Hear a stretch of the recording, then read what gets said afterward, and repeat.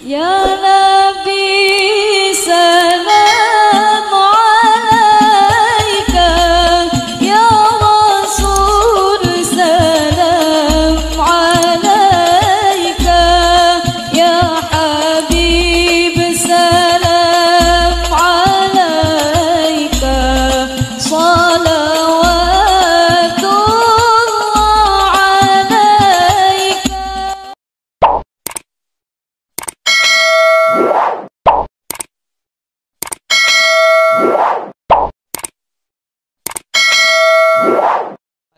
Bagian yang dikhususkan untuk menampilkan kan riwayat-riwayat yang disampaikan kesimpulannya oleh para ulama, pintu-pintunya itu.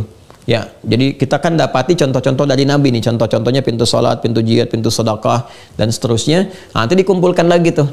Ya, para ulama nanti menggali di Al-Qur'an, menggali di hadis, nanti mengeluarkan nih pintu-pintunya. Di antaranya apa nanti? Ada pintu silaturahim.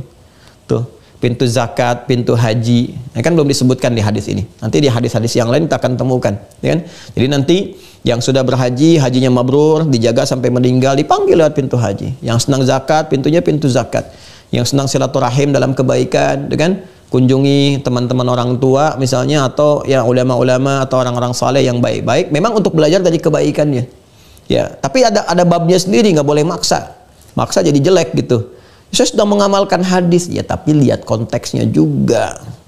Jangan orang lagi istirahat dibangunin, orang bukan waktunya dipaksa-paksa dan sebagainya, atau harus menghentikan kegiatan yang lebih besar. Tidak. Ya, ketika ada niat itu sudah diberikan pahala di dalamnya. Nah, ini yang dimaksudkan teman-teman sekalian. Nah, apa kaitan dengan kisah kemarin yang kita berhenti sebelumnya? Faqala Abu Bakrin radhiyallahu taala anhu. Maka Abu Bakar As-Siddiq setelah mendengar itu, beliau kan jenius nih. Ya, Abu Bakar tuh memetakkan sesuatunya sangat baik gitu. Makanya kan beliau termasuk orang yang hebat di manajemen, ya, terutama di bidang ekonomi gitu kan, di dagang, di bisnis itu paham betul, pakar. Nah, ini dilihat tuh ilmunya diterapkan di sini nih, ya. Wah, harus ada keuntungan besar nih. Karena kan disebutkan satu-satu dipanggil. Maka Abu Bakar berpikir, melihat, bertanya pada Nabi. Ya, beliau menyatakan bi abi anta wa ummi ya Rasulullah. Masya Allah, kalau sudah di Arab tuh kalau sudah ada kalimat bi abi, ya, anta wa ummi gitu kan. Demi bapak dan bapakku dan bapak engkau dan ibuku ya Rasulullah gitu kan. Ya, ini sudah membawa bapak dan ibu. Kalau sudah bawa bapak dan ibu tuh berarti serius gitu ya. Jadi kalau ada orang Arab tuh berkata begini, bi abi anta wa ummi gitu kan, demi bapak dan ibuku. Ya, kalau udah nyampaikan itu pengen tahu sesuatu, nah itu berarti serius. Ya, serius. Ya Rasulullah, ma ala man du'iya min tilkal abwabi min daruratin fahal yud'a ahadun min tilkal abwabi kulliha. Itu kan pintu itu, setiap pintunya penting sekali gitu. Terus menyenangkan, dipanggil. Ya, sangat istimewa setiap pintunya. Tapi pertanyaan saya, kata beliau, fahal yud'a ahadun min tilkal abwabi kulliha. Ada enggak yang dipanggil di semua pintu itu? Di semua pintu manggil. Masya Allah. Ya. Ada orang nanya misalnya, bingung nggak dipanggil di setiap pintu? Ya nggak begitu caranya. Iman dulu aja, iman dulu, kerjain dulu, ntar pulang tahu caranya. Ya, jadi kalau kita masih punya harapan, kalau nggak punya harapan jangan ngolok-ngolok, namanya nggak punya harapan.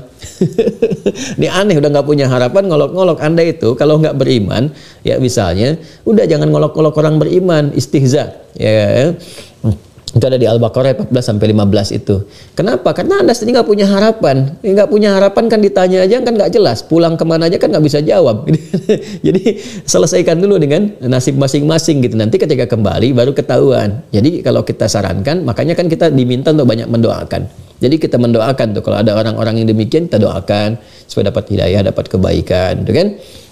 Nah, nanti apakah kemudian ada yang dipanggil dari semua pintu itu ya Rasulullah? Masya Allah, jadi kebanggaan tuh, ya. Dan diparadekan nanti jadi kebanggaan, ya. Dan nanti di hadis-hadis lain bisa saling mengungguli, dan dari situ itu yang disebut fastabiqul khairat, ya, gambaran dari Quran surah kedua Al-Baqarah ayat 148. Ya, nanti kesini dulu baru kita kembali ke Quran. Apa jawab Nabi? Qala Rasulullah SAW, na'am wa arju an takuna minhum. Ya, ada yang dipanggil dari semua pintu itu, dan aku berharap, aku bermohon pada Allah engkau termasuk bagian dari mereka. Wah, alhamdulillah ada home di situ, kita masih bisa masuk tuh. Ya, tapi Abu Bakar spesial radhiyallahu taala anhu, itu udah spesial sendiri. Sahabat Nabi, mertua Nabi, nemanin di dunia, nemanin di alam kubur, nemanin di akhirat. Udah. Wa arju an takuna minhum. Di dunia kan sama Nabi sahabatan. Di kuburan berdampingan. Ini di semua level. Hijrah dampingin Nabi. Makanya keterlaluan kalau ada yang masih mencela Abu Bakar, kan? Dia nggak paham itu keutamaan Abu Bakar ya. Jadi masya Allah hidupnya sahabat Nabi, mertua Nabi, menemani Nabi hijrah, menemani Nabi di alam kubur, menemani Nabi di akhirat, dan diperebutkan oleh semua pintu surga. Tapi apakah kemudian Abu Bakar sampai dengan ada doa Nabi seperti itu, arju an takuna minhum, selesai di situ? Tidak. Ternyata apa yang beliau lakukan? Ini yang harus kita lakukan di sini. Ya, kita masih beruntung, alhamdulillah, bersyukur pada Allah. Ada kalimat humnya, wa arju an takuna minhum. Ya, aku berharap, bermohon pada Allah engkau termasuk bagian dari mereka itu yang dipanggil. Berarti mereka tuh ada banyak di situ. Mumpung masih hidup, kita ada peluangnya. Maka kita mesti belajar pada sahabat Abu Bakar radhiyallahu taala anhu. Apa yang dilakukan oleh beliau? Jadi ketika mendengar kata-kata Nabi itu jadi motivasi. Nah, ini cara membaca hadis itu begitu. Jadi kalau ada kebaikan, jadikan motivasi. Dari sini diturunkanlah jadi kurikulum oleh beliau. Apa saja sih pintunya? Jadi amal soleh ini diturunkan oleh beliau. Dari sejak saat itu, semua peluang amal soleh yang bisa dikerjakan, khususnya yang disebutkan Nabi, itu jadi kegiatan harian. Ya, jadi punya catatan harian nih. Apa aja nih amalan-amalannya? Apa yang terjadi? Satu kali ada kisah, teman-teman. Nabi itu kan kalau ketemu dengan sahabat, kadang-kadang ngasih tausiah, kan? Kadang-kadang ngasih arahan, mau'izah, nasihat. Tapi kadang-kadang juga ngasih motivasi. Satu kali Nabi bertanya, ya ini viral sekali riwayatnya. Siapa yang sudah sholat hari ini? Ini gambaran kita aja. Angkat tangan semua, semua sahabat angkat tangan itu. Ya kalau disebut sholat itu jamaah maksudnya. Ya jamaah. Iya siapa yang jamaah? Angkat tangan semua. Dah. Siapa yang sudah infak? Angkat tangan. Sebagian belum. Ya atau sebagian tidak. Siapa yang sudah nengokin orang sakit? Angkat tangan. Yang tadi yang agak banyak infak turun lagi, sebagian masih angkat tangan. Siapa yang sudah menyolatkan jenazah? Ini yang tadi nengok tuh, sebagian turun, hanya tinggal segelintir yang ngantarin jenazah, yang nyolatkan jenazah. Nyolatkan sudah. Siapa yang ngantarkan jenazah? Masya Allah. Di semua yang ditanya Nabi, Abu Bakar angkat tangan. Di semua yang ditanya Nabi, Abu Bakar angkat tangan. Dan mendapat pujian dari Rasulullah SAW pada saat itu, dan juga memberikan gambaran kepada kita untuk tidak menyakitinya. Ya, jadi saya ingin gambarkan begini, orang yang didoakan Nabi saja tetap berikhtiar untuk mensyukuri apa yang telah Allah sampaikan, berikan lewat lisan Nabi SAW. Itu masih ikhtiar.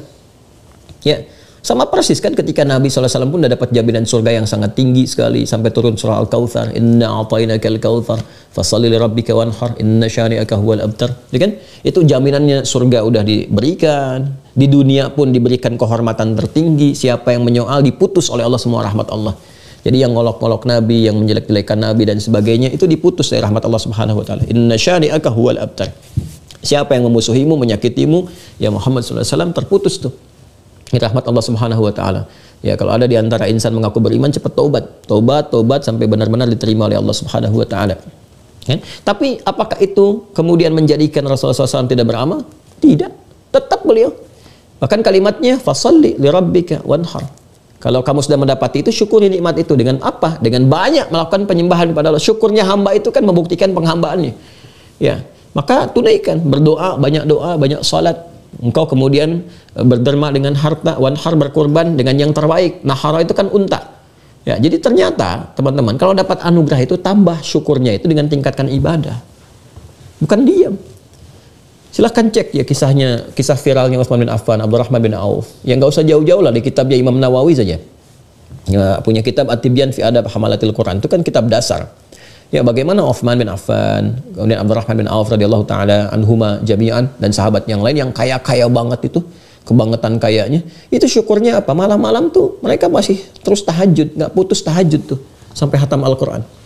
Ya itu berkah lah waktunya. Jadi jangan dibandingkan gimana bisa hatam semalam. Ya beda antara orang berkah itu dengan yang belum berkah, atau yang berkahnya banyak dengan yang berkahnya sedikit, itu beda. Keberkahan diberikan. Allah tuh kalau sudah berkehendak jadi. Ya jadi kalau sudah berkehendak. Orang tidur aja karena Ashabul Kahf kayaknya baru sehari tidur, ternyata 309 tahun. Ya kan? Jadi kalau kita itu betul-betul memasuki ruang-ruang pendekatan kepada Allah dengan spektrum yang tinggi, ya semangat yang tinggi, kemudian juga takarub yang tinggi, keberkahannya akan tinggi. Rasanya tuh luar biasa gitu.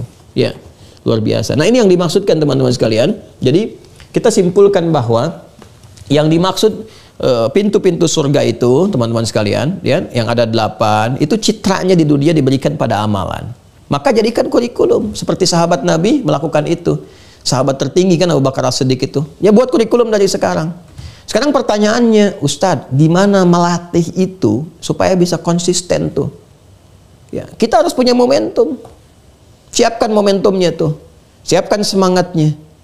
Nah, boleh nggak kita minta sama Allah? Boleh. Sebelum minta udah dijawab.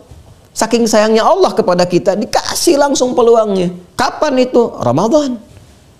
Makanya Ramadan itu terkumpul semua peluang amalan dan dikumpulkan motivasi kuat kita untuk mengerjakan amalan itu. Yang nggak biasa sholat sunnah tuh ngejar sholat sunnah. Nggak percaya silakan cek. Yang nggak biasa baca Quran bisa megang mushaf tiap hari maksain diri baca. Yang nggak biasa infaknya dijari, mana yatimnya, mana du'afanya, mana fakirnya, ya dan sebagainya. Itu bisa, makanya keluarkan dari sekarang. Jadi wajar ketika Ramadan itu peluangnya pintu-pintu surga terbuka. Ini maksud hadis itu. Futtihat abwabul jannah, abwabur rahmah. Baru kita nyambung ke hadisnya. Maka saat Ramadan itu, dengan kita banyak meningkatkan amal-amal itu, maka peluang pintu-pintu surga yang kita masuki itu lebih besar lagi. Maka digambarkan futtihat. Kenapa pakai tasydid? Ya, tasydid itu bermakna tadarruj. Ya, sesuatu yang bertahap, bertahap. Kalau aftaha yuftihu, uftiha misalnya kan, dibuka itu sekaligus semua brak gitu. Tapi ketika menggunakan kata futtiha pakai tasydid, ya, itu ada kesan metafornya tuh. Ya, sesuatu yang dibuka secara bertahap pelan-pelan itu menggunakan tasydid. Pakai tasydid yang terukur. Nah, jadi seakan memberi kesan kepada kita dengan pemaknaan metafor, dibukakan pintu-pintu surga yang 8 dibuka tuh, yang luar biasa indahnya itu. Itu dibuka pelan-pelan, itu sebagai gambaran kembali kepada amalan kita. Semakin kita mengerjakan amalan itu dengan kuat, maka semakin terbuka peluang kita memasuki surga. Pintunya terbuka untuk kita. Kalau kita konsisten dan jaga sampai dengan meninggal. Jadi Ramadan itu peluang besar. Nah, pertama membaca hadis ini kita pahami dengan makna majazi karena ada nilai balaghahnya. Maksudnya apa? Dibuka pintu surga itu adalah gambarannya dibukakan kepada kita kesempatan, peluang-peluang untuk memasuki surga saat kembali kepada Allah dengan amalan-amalan kita yang dilatih dalam Ramadan itu. Itu maksudnya.